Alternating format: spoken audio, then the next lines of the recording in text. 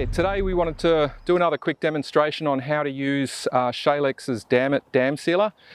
We get asked a lot of questions. We like to do these instructional videos to give people a better idea on how to use the product.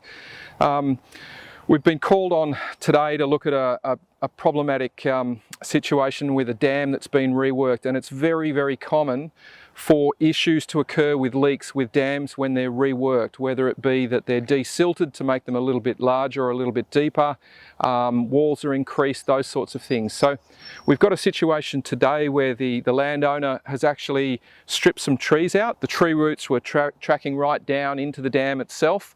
And what's happened is basically a deep trench has been cut right through the middle of the dam wall here.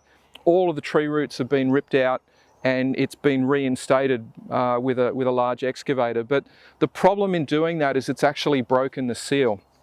So we've come in here today, we've got the guys from Drone Agriculture. We're actually looking at using a drone to apply the product over the surface of the dam today, just to give you an idea of how the product can be used in larger dam situations. But in most situations where it's a small farm dam or something like that, we're recommending that people are using something like this. It's a small handheld seed spreader.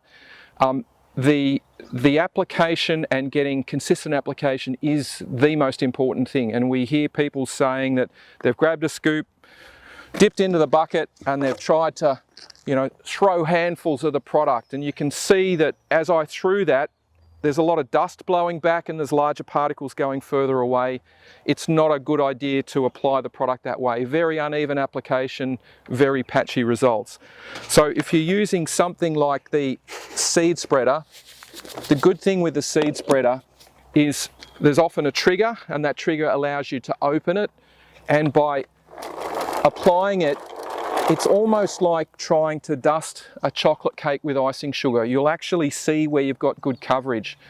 But really you need to be doing that from back in the dam, ideally in a small boat or a canoe. You want most of the polymer falling in the deeper sections. There's more water pressure out there where it's deeper, and along the toe of the constructed wall. So this is a constructed wall. The toe is the deepest part of the base of this wall. That's where you want to get most of your polymer.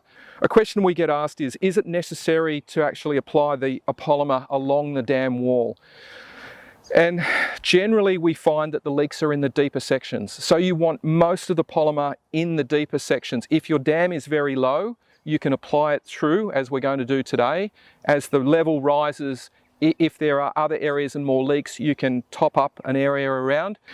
There's actually a dam down there. It's a little bit too far out of shot, but we'll show you that. There's a dam down there which is full of water.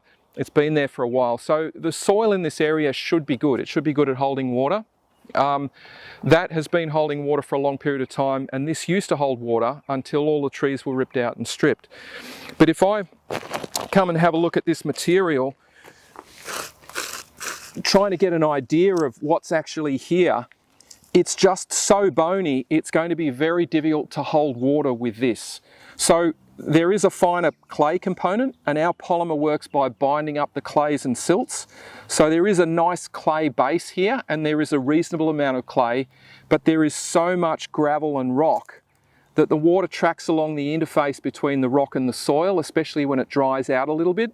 Trying to understand why you've got issues or where they might be coming from as far as leaks, it really makes a lot of sense. So you can see there's a couple of marker pegs in the dam, and what the owner has done is actually measured his water losses over a period of time. So with some large dams, you might actually find that some of your water losses are attributable to evaporation. There's some soggy patches down around the bottom, and that's a telltale sign that you've got leaks tracking under or tracking through the wall. And what the owner has also explained is that as the water level dropped, there are also patches of the dam wall that appeared quite wet and soggy above the waterline. So that's also a telltale sign that the water is actually being drawn through those porous sections. It may be unrealistic if you've got structural problems to solve leaks totally, but you can reduce your water losses to a level where it's acceptable without totally reworking the dam and bringing in a contractor. Obviously, a drone's not going to be suitable for most situations, but if you've got larger water holding or storage facilities with leaks, it's certainly a viable option because it allows you to give a nice even coverage and reduce your labour costs as far as getting the product on. And that's going to give you the best result because you've got a nice even covering of polymer over the surface. So yeah, we'll move on to the next stage and just show you how we work with the drone.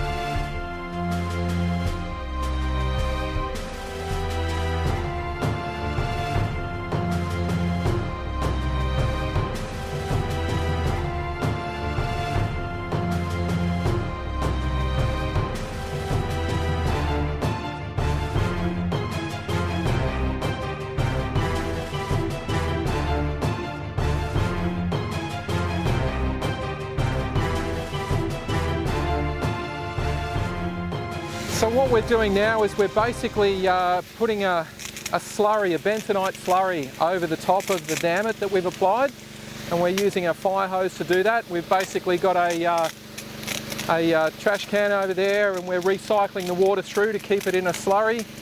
And it's a bit easier using something like this to apply bentonite rather than applying the powdered version.